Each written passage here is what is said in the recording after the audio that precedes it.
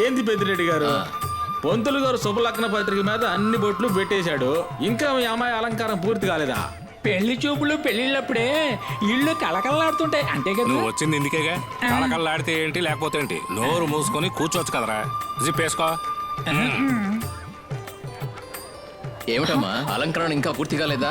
అందరూ మీకోసం చూస్తున్నారు. అయిపోయింది అంకుల్, మీరు వెళ్ళండి, నేను పిలుచుకొస్తాను. త్వరగా రెడీ చేసి అయిపోయింది. తీసుకురమ్మా. అన్నా ఏంట్రా? నాకు అనుమానం. చెప్పు. నువ్వు హిందూవా, ముస్లింవా, క్రిస్టియన్వా? మనిషిని. అన్ని మతాలు నాకు సమ్మతమేరా, అందుకే 3 వేసుకున్నా. అన్నా ఏంట్రా?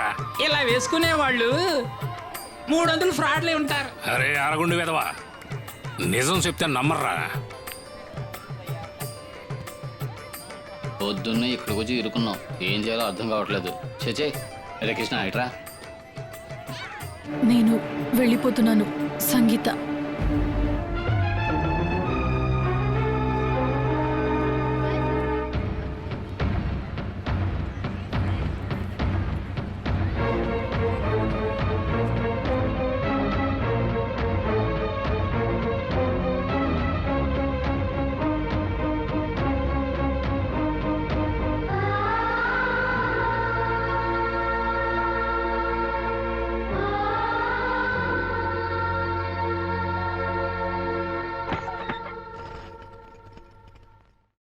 ఏంటి విజయ్? ఏం లేదు, అదేంటంటే రెడీ అని అంకుల్ చూడమన్నారా? రెడీనే.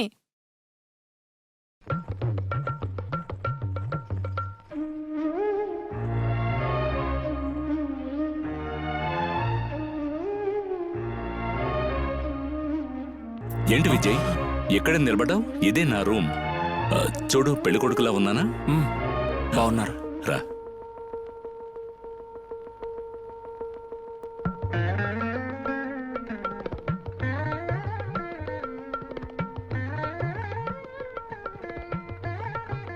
మనసులోంచి తీసేసానన్నా, దాచుకున్నావు.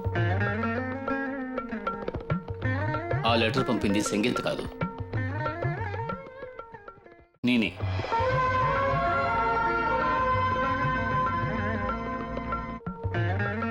ఏడుకొండలవాడ, తీసుకోండి.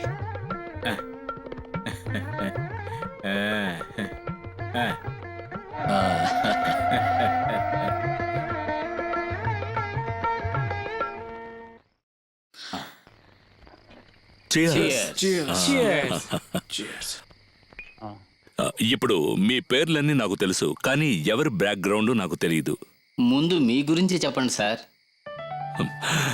నా గురించి హైదరాబాద్లో చాలా బిజినెస్లు ఉన్నాయి. వయసు 35 ఏళ్ళు. కానీ ఎంతవరకు పెళ్లి గిల్లి వద్దంటూ తప్పించుకుంటూనే ఉన్నాను. సడన్ గా ఒకరోజు ఓ థాట్, మనిషికి జీవితంలో ఖచ్చితంగా ఓ తోడుండాలని. కంపెనియన్షిప్.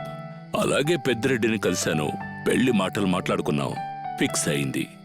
ఏ సార్, నిశ్చితార్థానికి మీ ఇంట్లో నుంచి ఎవరూ రాలేదు, కనీసం మీ పెళ్లికైనా ఎవరైనా వస్తారా? ఇన్ఫాక్ట్ మా నాన్న పెళ్లికే మా అమ్మ రాలేదు. సార్ నేను పుట్టగానే మా అమ్మ చనిపోయింది. నాన్నకు 2వ వివాహం, అమ్మెలా వస్తుంది. నవ్వండి సార్. ఆ తర్వాత మా నాన్న పిన్ని అమెరికాలో సెటిల్ అయ్యారు, నేను ఇండియాలోనే సెటిల్ అయ్యాను.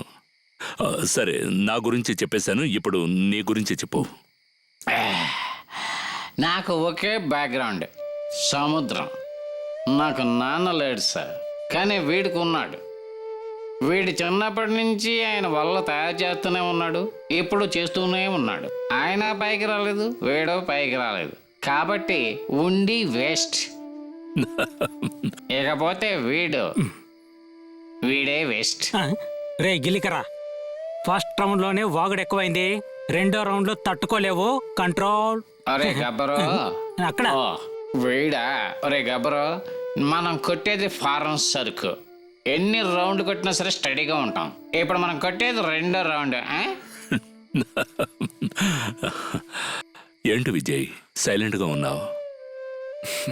వాడు మాట్లాడు సార్, వాడు మాట్లాడు ఉంటే మనం ఇప్పుడు మాట్లాడుకుంటూ ఉండవు.